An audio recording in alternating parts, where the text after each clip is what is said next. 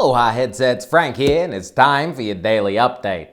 First up, for those of you interested, Farpoint is going to offer one-to-one tracking, full locomotion, and get this, co-op has been confirmed. Yes, on May 16th, not only are we going to get the game, the aim controller, but we're also going to get a co-op mode to play with your buddies. Now, talking about the aim controller, I had a buddy at GDC that sent me some behind-the-scenes footage of some of the buttons and how everything really works. So, why don't you take a look? Nice feel. Just kind of nice and heavy too.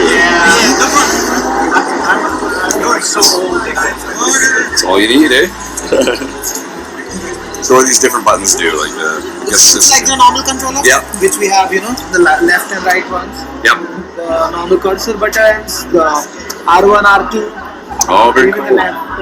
Okay. Yeah, I sure can't wait till May 16th to finally get my hands on that aim controller because I've been hearing about it since the PlayStation VR first came out, and especially after hearing about that open source engine, I am extremely excited to see what developers do with it. Now, in other news, next week we'll be getting a new game. Yes, Unearthing Mars is coming out, and it's not gonna be just another experience. This game is gonna feel more like a sci-fi comic book. You're gonna need 2 Move controllers, and it's gonna be $14.99.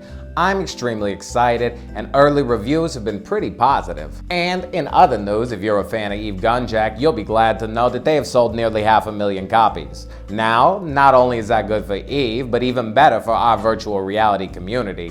People are buying these games and they're selling. So that means developers are gonna see that their games can make a little money. Also, I got a new product for you coming out soon from the company Bionic. We got the Mantis Headphones. These are $49.99, and these babies connect to the headset. They eliminate any kind of extra wires, they're dust free, and they're really supposed to craft a perfect VR experience that's extremely immersive and not awkward on your head.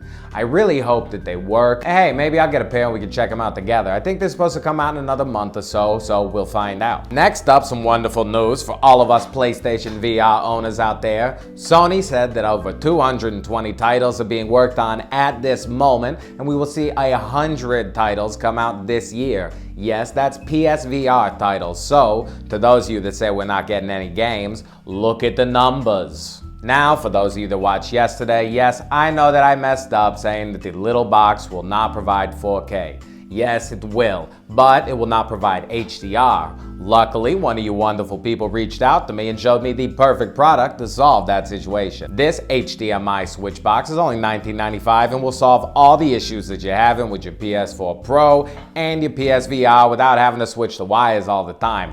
All you gotta do with this thing, flip a little switch. I'm not gonna need it because I don't have a 4K TV, but you might be extremely into this. I'm gonna link the product in the description, so go check it out.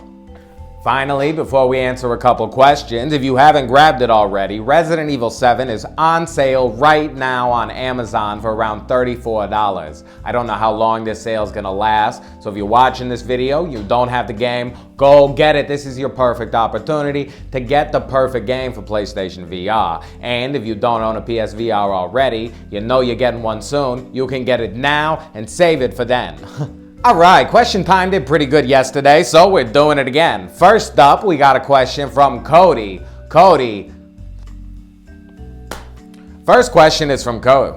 First up, Cody says, Frank, I hate your accent and how you present yourself. But you keep it real, and above all else, you tell me what's going on with my VR investment. Blah, blah, blah. Should I get a PS4 Pro? Well, Cody, other than your bullshit,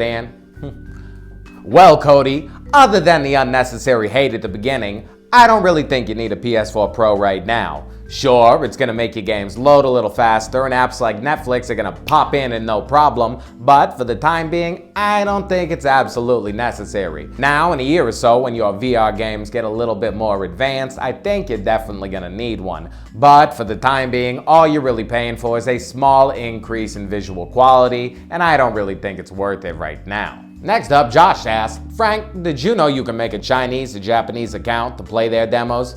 Yes, Josh, I did know that, and there are tons of videos online to teach you just how to do that. But Frank really doesn't like to beat the system.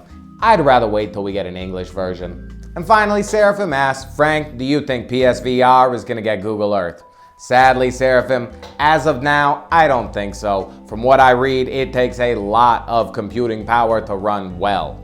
Finally, before I leave you, please stop sending me links to the upscale cord. Yes, I know about it. Yes, I've seen it, and no, I don't know if it works or not. I've heard from some people yes, and I've heard from other people no. So, because I've heard so much, I'm not really gonna give my opinion on it. You can try it out if you want, but I prefer to say, just save up and get a PS4 Pro. And that's it for today.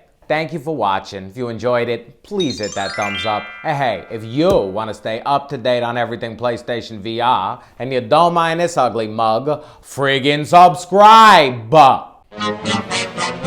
Hey you, check out this video, or this video. And if you haven't already, friggin' subscribe! I mean, come on!